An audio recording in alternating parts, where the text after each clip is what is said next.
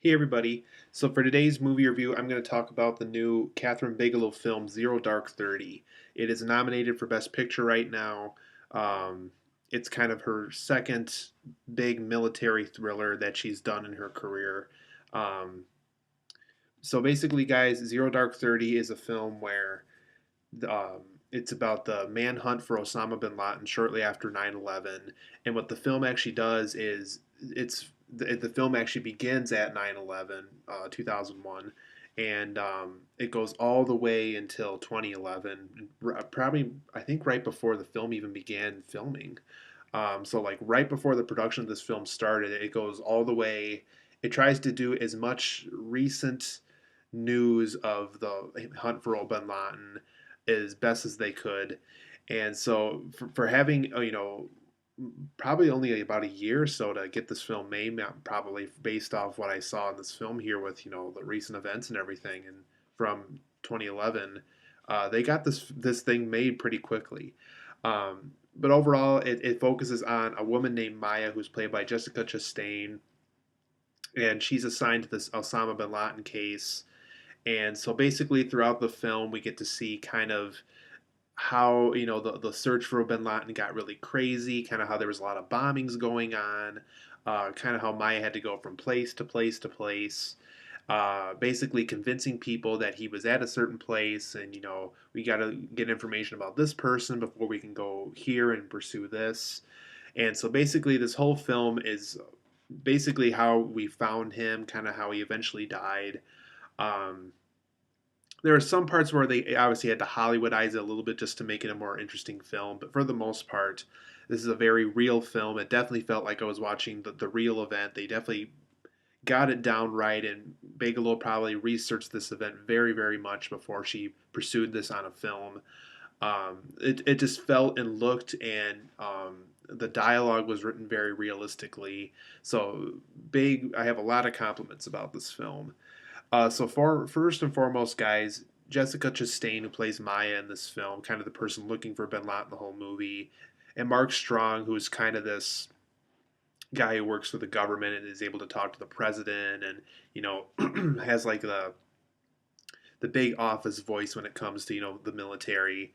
Both of them were very good in this. Specifically, like I said, Jessica Chastain and Mark Strong. A lot of other good performances in here, but I remember leaving the theater really blown away by both of their performances. Just, I could definitely tell, both of them researched whoever they had to play in this, and it was just very well done. The thrills are very effective, and the scenes that are intended to be tense do feel tense, so it's very effective in both of those departments. It's a very thrilling, very tense movie, and I think when you're making an Osama bin Laden movie, it should feel like that. So once again, another huge thumbs up for Bigelow for accomplishing that. Um, the film feels real and it feels accurate for the most part based off what I knew from the real events of this. It just feels like, like I said before, kind of like we're watching this event from history play out on the screen. It was just, it had a very real feeling to it. And it just kind of felt accurate. It felt like, something that actually did happen. And um, once again, it feels real. I thought the script was very well written. It definitely had. I would even go so far as to say it didn't even feel like it was written. It felt like it was, basically they took whatever the person said at the time of this event and got it down on paper.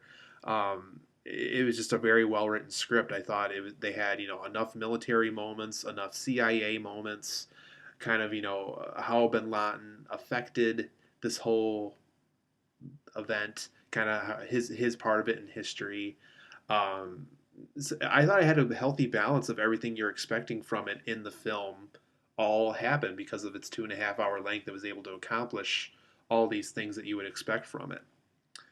Um, it was an intriguing CIA execution. It felt like something that the CIA would actually do and say. It just it was executed very well. Um, so another huge thumbs up for Bigelow for making the CIA feel real in this. The military scenes in this were very effective, very tense, very real. scary when intended. So once again, the military scenes feel very good in this. They were executed very well.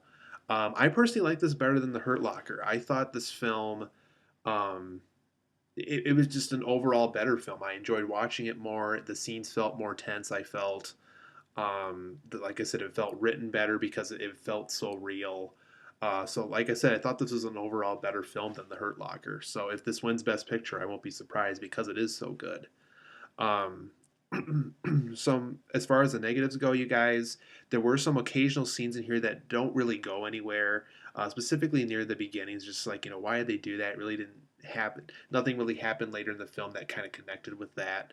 It only happened occasionally, but there was some scenes every once in a while where it's just like, why did they do that and all that kind of stuff. There are some Hollywoodized scenes in here, specifically near the end when they're actually going to get Bin Laden to kill him. There was just a lot of Hollywoodized feelings, I guess, specifically with the helicopter. When you see the film, you know what I'm talking about when they're landing it and kind of how they kind of wake up everybody in the middle of the night, kind of catch Bin Laden and everything else. So there was, some Hollywoodized moments in here. But for the most part, guys, Zero Dark 30 is worth the experience. I give it an 8.5 out of 10. I thought it was very good, very real, very accurate. Jessica Chastain is definitely more than worthy for a nomination for this film. I thought her acting performances in this were very good. Um, I would even go so far as to say is I wish Mark Strong got a nomination for this film just because I thought his role was very good in this too. So Zero Dark 30, guys, it's a very good film. If you're going to watch the Oscars this year, it's definitely worth seeing just to kind of have an educated opinion as to what the Academy Awards chose for their winners. I can definitely see why it was a nomination for Best Picture. I'm still going to say though that I think Silver Linings Playbook is probably still my favorite nomination of all the films that got nominated this year. But that's just my personal opinion. But Zero Dark 30 is definitely worth seeing. I can definitely see why it was nominated. Um, Kathryn Bigelow did a very good job with this film. So if you haven't seen Zero Dark 30 yet, guys, make sure you do so. Like I said, it's definitely worthy of its nomination for Best Picture.